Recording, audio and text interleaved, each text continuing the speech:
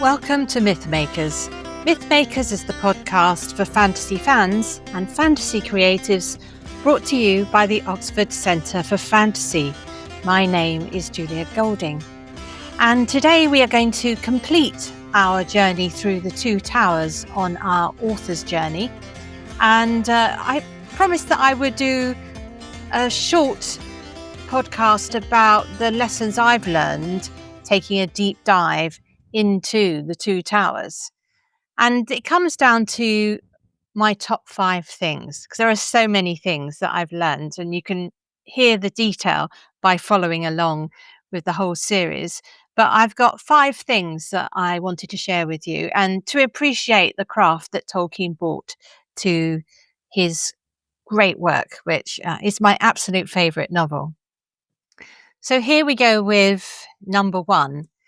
So when you look at the Two Towers, the thing to remember, of course, is that Tolkien originally wrote The Lord of the Rings as a complete single volume. And famously, the publishers were unable to put it out like that because of paper rationing in the 1950s.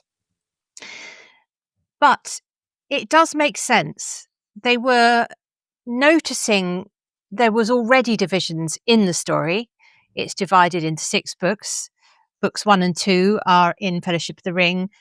Books 3 and 4 are in the Two Towers. But more than that, it structurally is very different. So if you think about the Fellowship of the Ring, the reason why it feels like a very good, complete novel in and of its own is that it's about gathering the team. So it starts off with the hobbits, and then you get Aragorn, and then you get the Council of Elrond, and you get the other characters coming along. You lose one, obviously, seem to lose one in Moria, and then, of course, it ends with someone being lost forever, and that's Boromir, and the company scattering.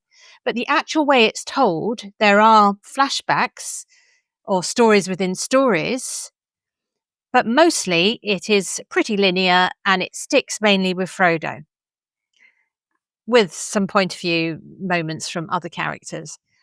But consider the Two Towers. It's as though you've had a single river that's hit an estuary and is braiding out into lots of stories.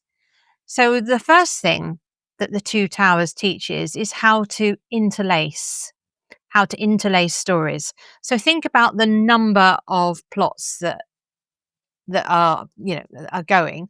You've got Aragorn, Gimli, and Legolas. They stay together. You've got Merry and Pippin, who stay together until the very end. You've got Gandalf joining them. Though he sort of comes into the story, we don't follow him on his own. We only follow him when he leaves with Pippin. So the rule seems to be it's those 5 characters, Merry, Pippin, and then Aragorn, Gimli, and Legolas. And then in the other half, in book 4, you've got Frodo and Sam. And there's only one brief moment at the end when Sam is left all alone, that he is on his own, when Frodo seems to have been killed, but then we discover only stunned by Shelob. And they have another character join them, Gollum, but he isn't really a point of view character. Tolkien is weaving these tales by it's more complicated in the first one of those books, because you have the story switching between the 3 friends and the 2 hobbits. That's how it's done there. You stick with Frodo and Sam the whole time. Of course, in the film version, they mix it up again, because that's what you would do in a film. But this interlacing and weaving in within those stories other stories. So Faramir's story about how he heard about Boromir, some backstory about Gollum. It's all woven in, and there are references to earlier events. So it makes sure that we feel as though we're hearing a continuous story. And that kind of interlacing is something that you would find in Tolkien's favourite texts. So if you look at Beowulf and break it down, There are stories within stories in Beowulf. Time is spent telling you the history of other great leaders, other kings, the future of some of the characters as well. And it's interlaced, it's woven into the narrative. And the narrative itself is pinned on the 3 famous monster fights. So it's something that he has picked up. But it's very ambitious, because when you say to your reader, actually, I want you to care about, well, at least nine characters, at least, it's actually quite a tall order. And he does it so well. So that kind of interlacing, the braiding of the river, and braiding in itself is quite a good image, because though a river braids, it does come back to join at the estuary mouth, doesn't it? So you've got that sense of, yeah, they're all flowing in the same direction, and that's absolutely key. That's what he does. Plus, he does reminders when you're on one of the story threads of what's going on in the others. So that's a really big thing to learn, how to control a narrative when you are splitting off into lots of sub narratives. Connected to the interlacing is how to maintain tension. I think that we are all living in a post-screen age, and Tolkien was. He would have gone to the cinema and seen things. And what you notice at the end of chapters or at the end of sections, particularly in book 3, when you're flipping between points of view characters, is that you maintain the tension by doing the equivalent of the cinematic cut, where you leave one character in peril and you purposely make us wait. We don't know what's going to happen, by flipping to another character. And he does that all the way through the 2 towers. There are lots of moments when, particularly around the fate of Merry and Pippin, where there are signs but not sure knowledge. And I looked at that very closely when we did that section about when Aragorn, Gimli and Legolas know that the hobbits are okay. Is that the same point at which we know? And when do we know about Treebeard versus the signs that they're picking up in the forest? All of that. How do you keep the tension going? Because if you write it that Aragorn, Gimli and Legolas arrive at Fangorn and we know it's fine, the hobbits are fine, it takes away all the mystery, all the worry. We don't feel with them. We are sitting outside them saying, oh, you needn't worry about these guys, they're absolutely fine. So what you do there as an author is you keep the audience waiting. You withhold. You have to be a secret keeper. And you keep that secret unto the point when you actually have to reveal the knowledge. Don't let it go too quickly or too early. Remember the subtle hints that are dropped that maybe Gandalf is around. There's the voice that Frodo hears when he's got the ring on and sitting on the high seat.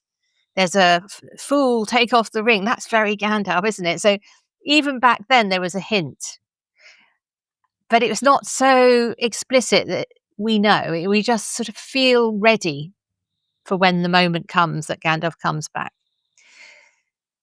The same is true, of course, in the other book, the one to do with Frodo and Sam.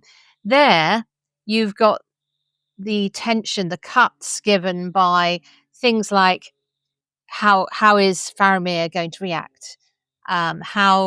Where is Gollum gone? These are either line breaks or chapter breaks. Or if Frodo's alive, that's the big one, isn't it, at the end?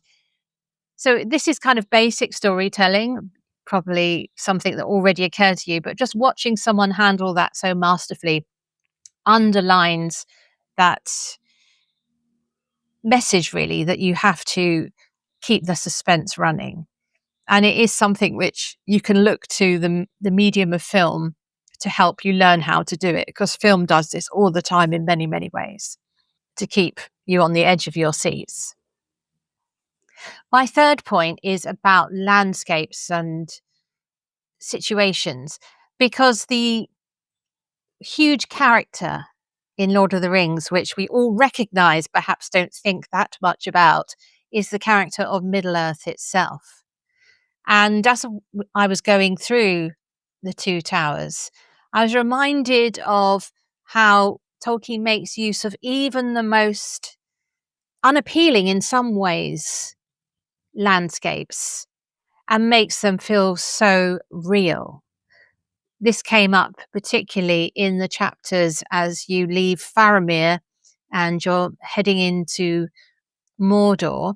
There was all sorts of details in that chapter which I don't tend to linger over, about how they hide in a bramble hall, which is like a echo of an Entish hall, and the knowledge of exactly what the land formation is like, and seeing vistas. There's a real Tolkienian sort of technique of putting his point of view character up on a high place, looking over a spread of territory which sort of connects to the map, but it also connects us to where the other characters are at a distance. So over there in Gondor, for example. But nearer to, he knows exactly what the flora and fauna are, and he makes you feel as though you are walking through a real experience landscape. And I've been thinking about this, and I wondered if, I don't know, I have to find it, I have to keep on reading to find out, but I wonder if one of the ways he makes it feel real is that he is remembering as he writes walks he has done. And that would be a good technique for any fantasy writer. You may be setting your work on a moon somewhere or whatever, but still, if you're putting a journey through a space station down, remember the walk to the shops and transpose that into your space station so it feels like a real journey someone would take. Tolkien's obviously doing it not in an urban landscape, but in a countryside landscape. And because you feel as though you're walking through somewhere that the stones are under feet, the breeze is in the hair, the water is wet, those kind of obvious things, that it does live and breathe as a character. And packed into that landscape point, so I'm talking here about the landscapes we may not remember much about because they're not the dramatic ones. But let's think about the dramatic ones. We've got this ancient forest. We've got the grassy plains of Rohan. We've got the blasted area in front of the gates of Mordor. We have the dead marshes, that horrible rocky labyrinth that is the Emyn Muil, which is where book 4 starts. And it feels to go on forever because they're trapped. It's very powerful. It's a frustrating thing to read, and the frustration is felt by the characters. But the Two Towers has this wonderful range of colour palettes, really. Oh, and I've forgotten, of course, Orthanc, the black spike tower. I mean, that's just wonderful, isn't it? It's the closest we get to one of these dark towers. So when you're thinking about the Two Towers, your mind can range over what feels like a whole world. And it's always a world where there is no end to the map. I remember in the early days of video games, I don't play video games very much, but I did when my kids were small. I'd often play with them or get them out of a problem. They'd ask me to navigate the way through. I remember the frustration of games where you would reach a end of a corridor and you couldn't go through that because the computer didn't know what was beyond. And I suppose there was non-playable characters as well. You never feel as though you've reached one of those limits in Tolkien. There's always something beyond. He had this idea of there being mountain vistas beyond the vistas that you never visit, you never reach, in order to give his world that thickness and credibility. It's world building, isn't it? So the Two Towers is a masterclass in thinking up a variety of convincingly connected, because all these places are within walking distance of each other or riding distance, convincingly connected landscapes, which are like movements in music that take us through a whole sort of emotional journey as we go from one to another. I've reached point 4, haven't I? So my 4th point is how I kept coming up against the poetic Tolkien. It's something perhaps that we don't recognize enough in his stories, is just how the level to which the prose reaches. There were moments all across the book, both of the books in the Two Towers. I just pulled out one to show you what I mean. So in the Forbidden Pool chapter, which is chapter 6 in book 4, it's a very short chapter, but it's full of the most wonderfully intense language that is often almost alliterative. So, for example, when they see Gollum fishing for salmon or for fish in the pool beneath, it's described like this: how a small dark thing dived and vanished just beyond the boil and bubble of the Fool, cleaving the black water as neatly as an arrow or an edgewise stone. And that, just saying that, when you read it, you probably don't experience what it feels like in the mouth. So a good thing to do with Tolkien is to read it out from time to time when you get these passages. There's also a wonderful moment, which is just the beauty of his language in the same chapter, where we've seen the waterfall curtain as the sunset, where it was given a lovely description, but we see it again in the moon, with the moonlight behind it.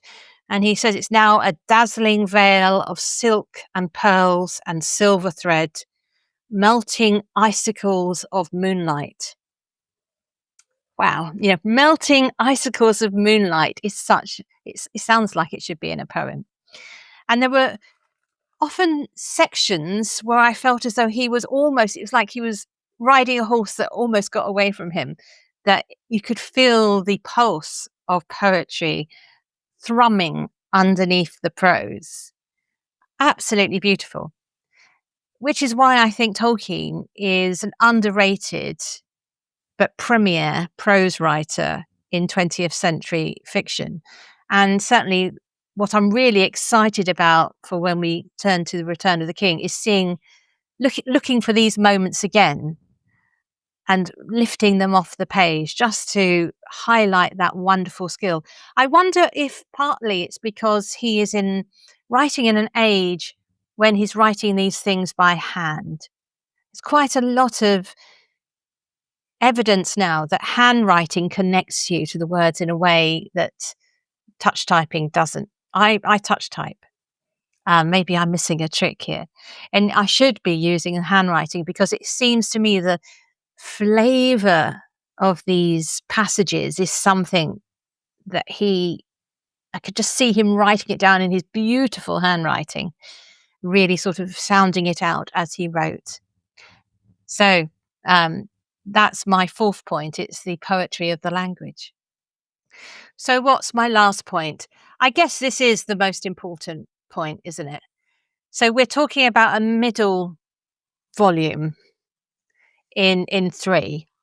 It's the Empire Strikes Back issue. How do you make people care enough to come back for how it all ends? Clearly, the plot has got to be riveting enough. The stakes have to feel important enough. All of that, yes, that goes without saying in a way. We want to know if that ring does get destroyed. It's simple as that. But I think there's also another pull within Tolkien, which is also the reason why we reread him. And that is to do with the profundity of what we learn along the way and the discussions, the themes and the discussions. So in the first of the books, in The Two Towers, you have that eucatastrophe. That's a Tolkien word, which means a happy outcome from what seemed like a disaster. And the one we've got there, of course, is Gandalf coming back. And that moment of hope gives the story a lift at the moment when we might have felt that the odds were stacked against them, and fires us up. There's a sense of goodness coming back. And I think there is, maybe we're all too cynical and what have you. I'm not cynical, actually. I'm quite an optimistic person. But I think that promise of hope and what it makes the characters feel and how they discuss it, it gives energy to that part of the story, carrying them through. And it raises everybody to a level of heroics that they won't just all go and hide in a corner. They fight on. They make the difficult choices. That, I think, is sort of clusters around the return of Gandalf. And in the second book, there's so many wonderful things. It's in a way probably not most people's favorite because it is tough stuff. The environment is so degraded and dark. Though of course it has one of our favorite characters really showing his stuff with Gollum and his two sides, Smeagol and Gollum. Well, that's wonderful. But I think for me, when I reread it, what I enjoyed most was the wisdom. So what some of the wise characters who are already wise have settled positions. So Frodo has learned mercy to a certain extent. And Gandalf and Aragorn have already been around for a few years and they're already wise people.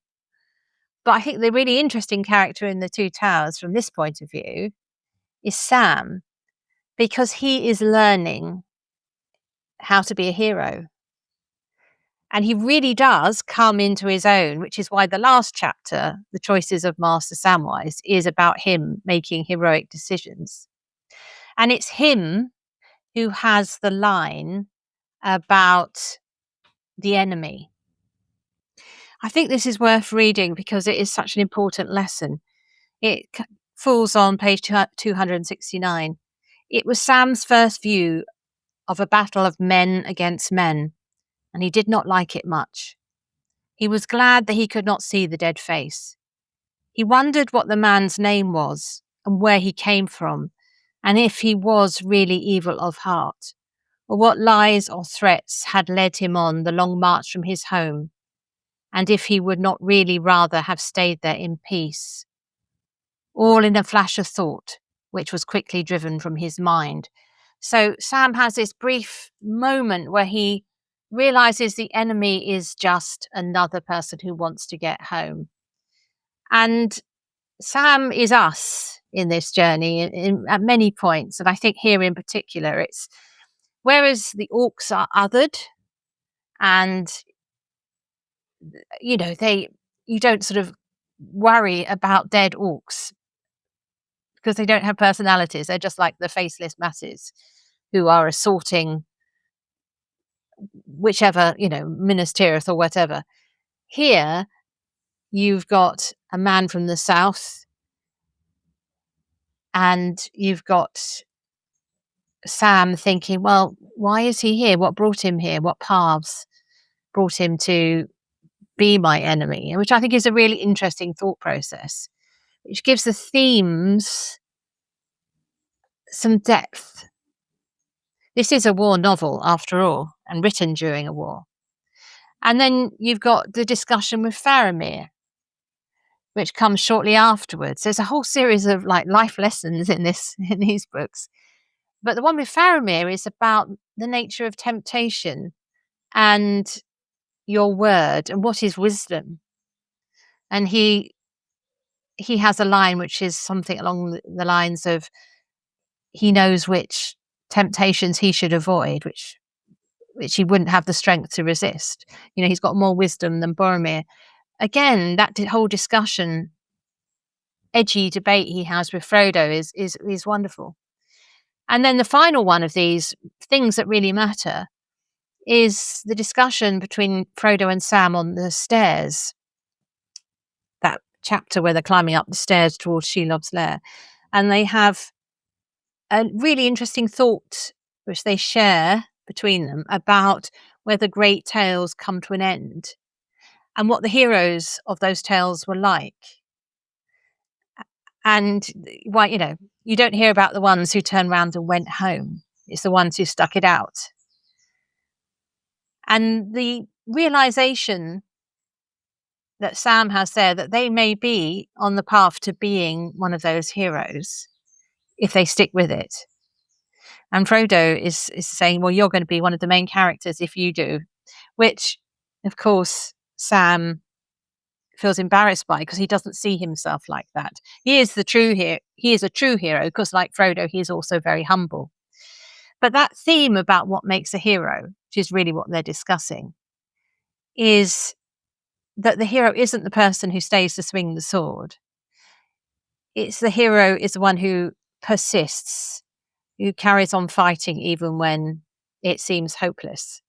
And so they have that discussion there, and it's really important sort of framing them as heroes as part of the Middle-earth story. And then in the very last chapter, you get Sam staying. There's a moment where he thinks, he leaves Frodo. He doesn't take the ring to start with. I always forget this. He starts to leave without the ring, and then he goes back and takes the ring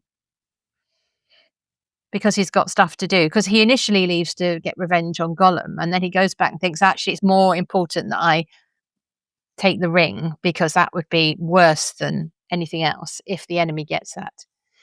And then after all of that, when the orcs are about to carry off what is the body of Frodo, he turns around and says, I'll forget all of that. I should stick with Frodo. That's what I'm about, being true to myself.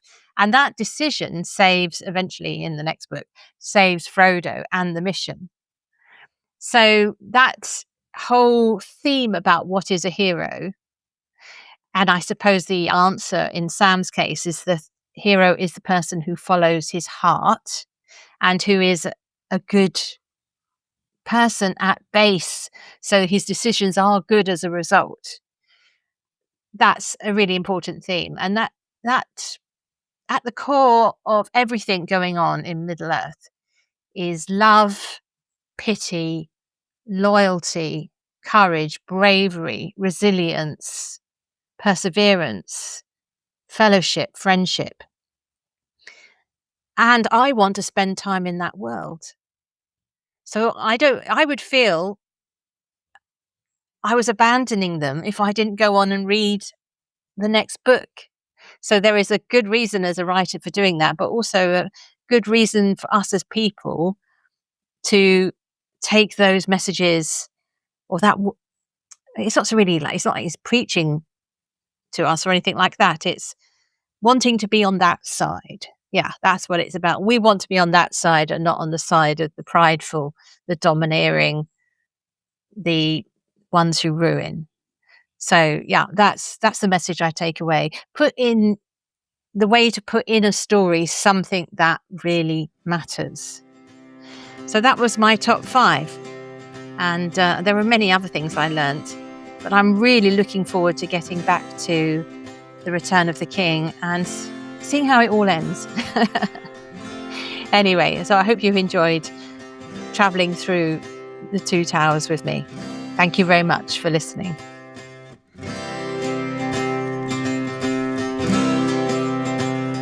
Thanks for listening to Mythmakers Podcast, brought to you by the Oxford Centre for Fantasy. Visit oxfordcenterforfantasy.org to join in the fun. Find out about our online courses, in-person stays in Oxford, plus visit our shop for great gifts. Tell a friend and subscribe wherever you find your favourite podcasts worldwide.